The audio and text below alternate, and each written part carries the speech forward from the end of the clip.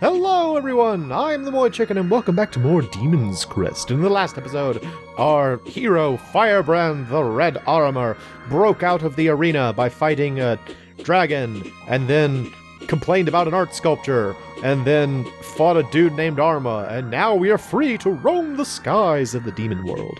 So this is one of the things that's kind of cool about this game, is that it has an overworld, and you're kind of given some leeway about the way you find things. Hello, sir.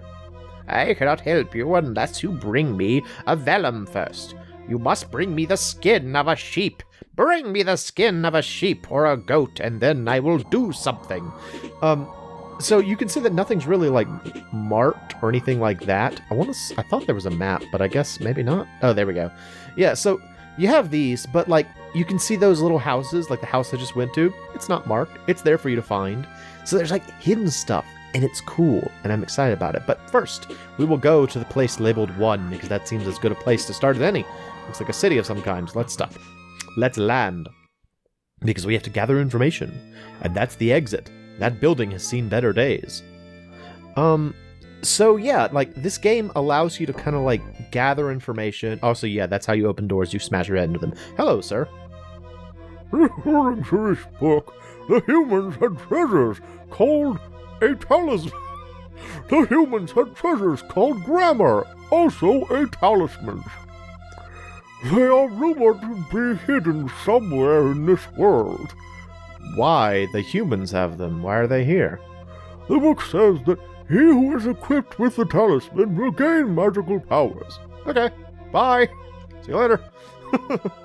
Yeah, so you're allowed to kind of approach this game in different ways, and it's a game that it strongly supports the idea of replaying areas, because there's a lot of things you can't do initially, like smash this guy's head and get money out of it. It's a good time. For me and not him. And that's kind of one of its strengths, I think. Like, this game has multiple endings, and the first time I beat the game, I got the bad ending, but I sort of had no idea that I had done anything wrong. Like, 1, I didn't know there was a bad ending, and 2, I was sort of like, wait, well, what was I supposed to do? I beat all the levels. It turns out I had not beaten all the levels by a long shot. Oh, there's the guy here. Hello. Hey, you. I haven't seen you around here before. Are you a stranger here? Yes. They say that the red demon known as Firebrand has risen. He nearly burnt the demon realm to ashes years ago. If Phalanx had not rescued us, we would all be dead thanks to that arrogant fool Firebrand. Take care of yourself. Now I can talk to him again. Hello again. Hey, you. I haven't seen you around here before. I have a goldfish memory. Are you a stranger here? No. Did you hear that the red demon Firebrand escaped from the Colosseum? I heard that General Arma's hunting him down. Yep. Very helpful. So, yeah, like, there's all kinds of, like, hidden stuff you have to find, and this guy needs a vellum. He's kind of just, like, rubbing that sphere for some reason. And there's a lot of hidden stuff. I don't know. It's just cool. So we're going to play it. Also, I have not yet transformed. So in the last episode, I got the ability to turn into Gargoyle, also known as Ground Gargoyle, which gives me really big shoulders. Look at my shoulders. I've been doing so many flies. Look at my amazing shoulders, and now I can do this. Ha! So each gargoyle transformation, and you get, I think you get 6, including the initial one, they all have their own abilities. So, Ground Gargoyle here, aside from his amazing abs, those are some seriously impressive abs. Look at those. Those abs. That's impressive. In addition to his amazing abs, he can, and shoulders, of course, he can do this little, like, charge thing, like that.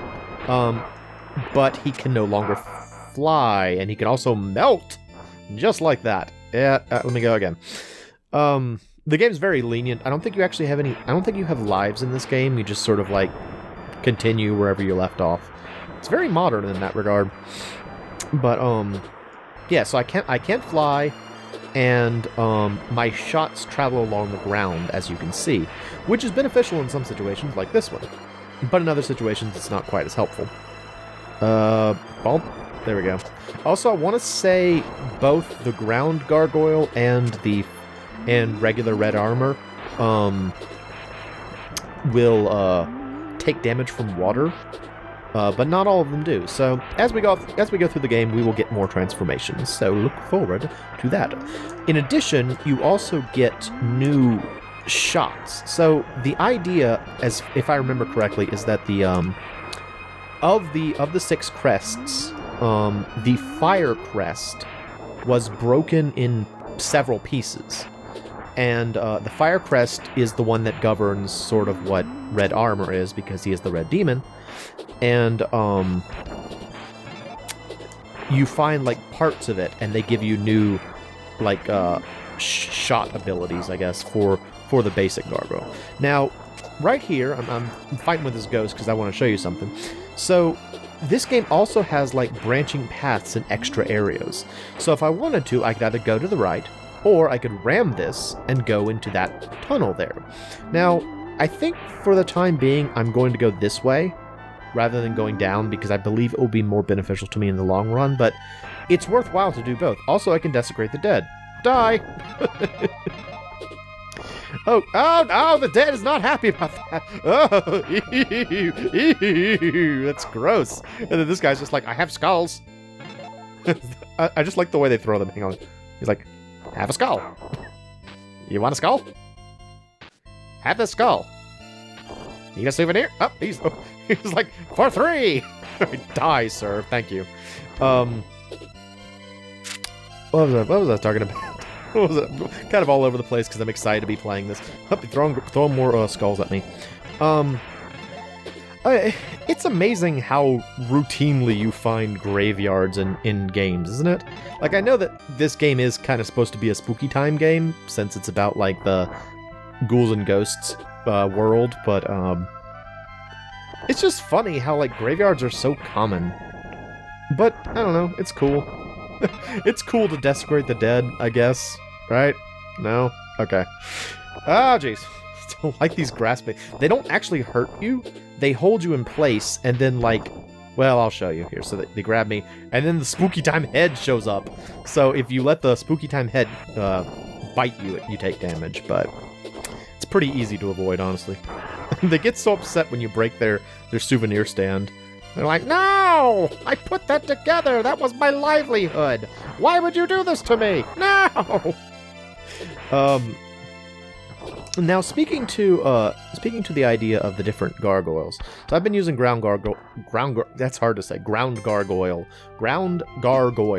for a little while now, because I wanted to show them off, but it is worthwhile to explore areas with whatever means are available to you. So, like, if you're in an area where you think you can fly back, like you saw me do that in the last episode where I flew back, it behooves you to try it, because there might be something hidden. Like, I want to say in one area there is a bonus item, which I think is critical to beat the game, at least get the good ending, that is just directly overhead when you start the level. And if you don't think to go all the way back to the beginning of the stage, you will miss it. I remember that was one of the last ones I found when I was playing this game the first time. So, yeah, you just kind of have to, you know, if you can break it, break it. It's worthwhile. Firebrand don't care. He don't care. He's the red demon.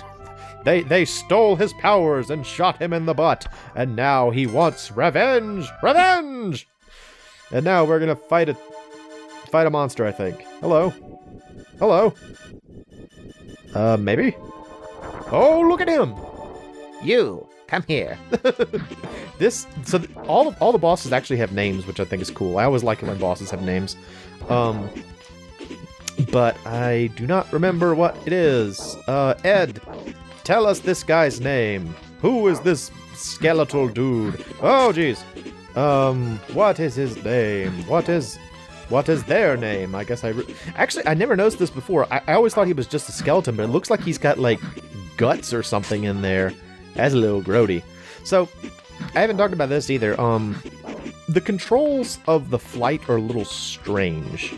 Like, the idea is that you just kind of, you jump, and then you push jump again, and it kind of, like, sets your hover point. And once you are flying, you cannot, I can't go up in the air. I just have to stay at that height. Or I can, you know, push jump again and drop. So you can always go down pretty easily. But actually, oh, I'm almost dead. Shoot. I thought I was doing okay, but I guess I'm taking more damage than I realized. Whoa. Stop that. Yeah, you can always go down, but you can only go to certain heights. So you have to kind of be careful when you're setting your initial. You always want to set your initial height as high up as you can. Did I beat him? Yay, I did it! Wow, and I only barely did it. Alright, and I get a thing. Another heart container, that's good. So, each one of these stages has like a, has, I think, either a part of the crest or some other treasure that's necessary to beat it. And then it also has a boss that's just kind of optional. The one I just fought, I believe, was the optional one. So I think I need to go back. Although, looking at time... Okay, I'll do something else. Because I want to try and keep these around 10 minutes if I can. I'll do something else to cap the episode off. I will show you one of the bonus games. So you can land at this house. And there's this chubby dude rubbing his fat. How you doing? It has been a long time since a customer has visited my shop. That's why it's in such bad condition. I don't have much money. Welcome to the shop of Trio the Pago. We specialize in gaming for demons.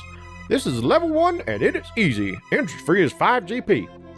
You seem to be very good at headbutts, which is good because that's the only game I have available. I invite you to test your skill in my humble shop, will you? Yep. Thank you. Are you familiar with the rules? No. Tell me.